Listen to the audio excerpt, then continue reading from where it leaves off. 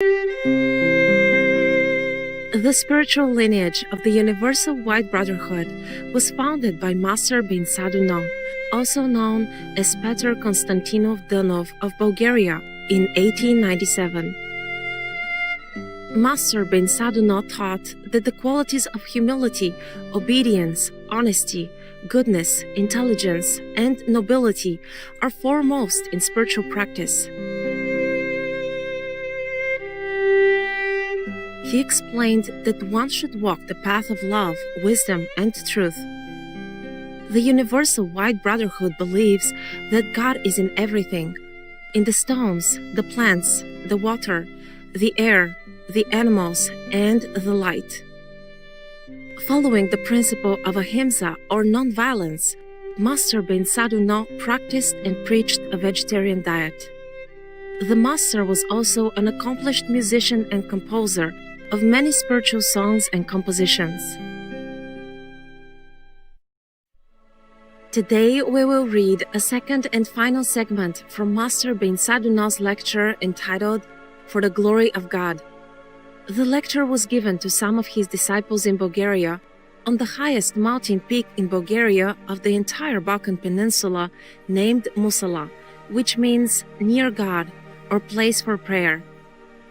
On that day, which happened to be the Master's birthday, the devoted truth seekers reached the high peak together with him and were given his inspirational words on the capacities of the human spirit and more. Let us now open our hearts for the wisdom of the beloved Master, Peter Danov. For the Glory of God, Sunday lecture given by Beinsa Deuno, July 11, 1926, Musala Peak, Rila Mountain, Bulgaria.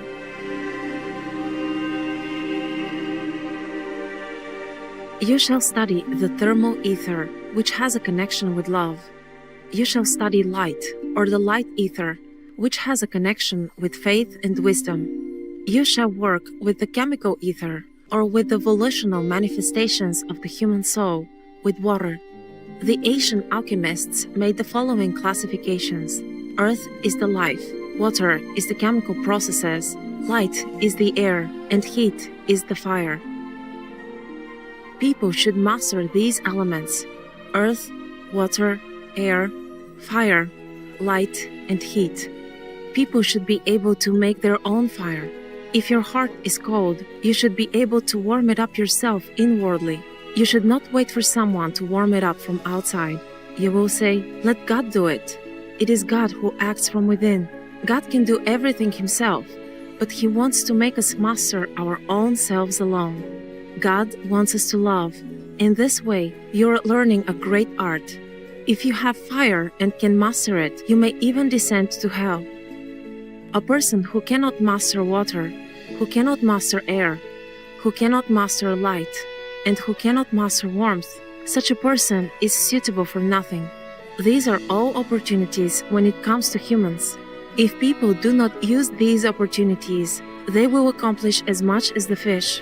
It lives in water, but it does not master it. They will accomplish as much as the mole. It lives in earth, but does not master it. What have birds accomplished? They live in the air, but they do not master it, and so far, they have accomplished nothing. They have no culture. Hence, we are required to study these forces. However, there is one danger in revealing secrets to you. You may not be able to use them reasonably. Thus, I say, when you see a person, you shall not pay attention to the weaknesses, but to the virtues of this person. You often say, "I thought that you were a friend of mine, but you have such and such weakness." No, to understand someone, we have to look at virtues, because what is bad in a good person is only a shadow in their life. Only an extremely good person can have shadows in their life. Only such a person can provoke evil to be manifested. I say, a noble character should be formed in each of you. Your souls should be widely open, so that whoever meets you may feel that you are a breath of freshness and life. Inner fullness and goodness should exist in you without any effort. You should manifest yourselves naturally in a divine way. You should be good in your very being without wanting to be such. You should be good in such a way that even when sometimes you do not want to be good, you will still be. And if you do not want to do good, you will still be unable not to do it. I call such people good. The most important thing for you now is to retain something from this excursion to Musala. What will you retain from this day? Will you remember anything from it one day when you become 60, 70 years old? You may say, leave our white hair alone. These matters have nothing to do with it. Where is your faith then? Not only you must not grow old, but you have to rejuvenate each and every day. Not only do you not have to die, but you have to come back to life every day. You have to live in joy constantly.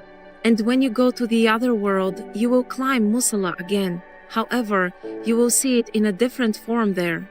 It is essential that we are making this excursion because we have certain matters on earth that we have to resolve.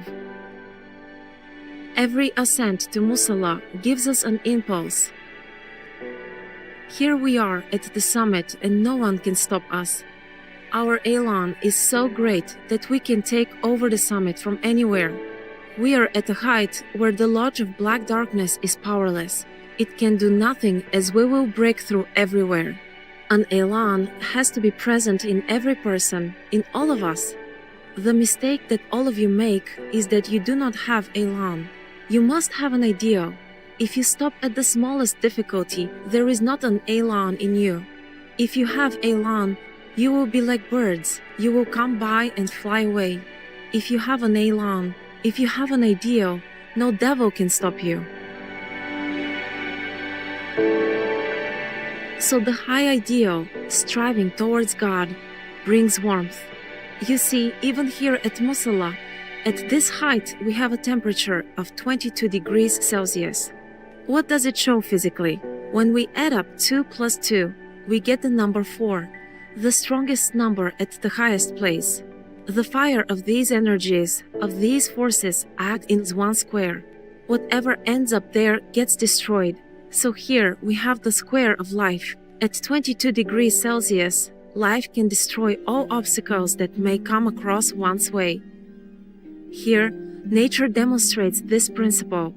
Everything is destroyed at Musala. It means that the number 22 corresponds to Musala.